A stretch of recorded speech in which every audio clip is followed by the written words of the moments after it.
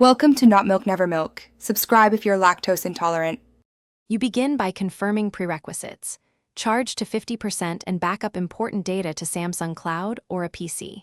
Once done, make sure you know your Google and Samsung account logins to avoid FRP lock. Now start.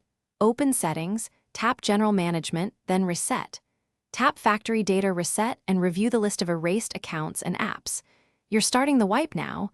This removes personal data and returns system defaults. Pause and confirm only when backups are complete.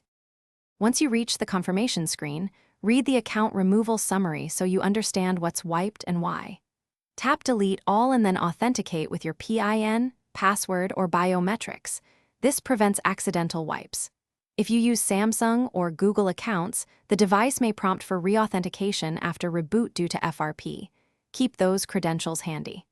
The reset can take several minutes, especially if storage is encrypted. So wait and do not unplug the device mid-process or force power. When the reset finishes, your phone reboots to the initial setup screen.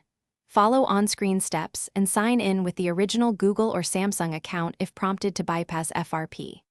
If the phone gets stuck or loops during boot, turn it off and boot into recovery mode, volume up plus power plus Bixby on many models, and choose Reboot System now. If problems persist, use Smart Switch to reinstall firmware or contact Samsung support for guided recovery. That single troubleshooting tip usually resolves most post-reset issues.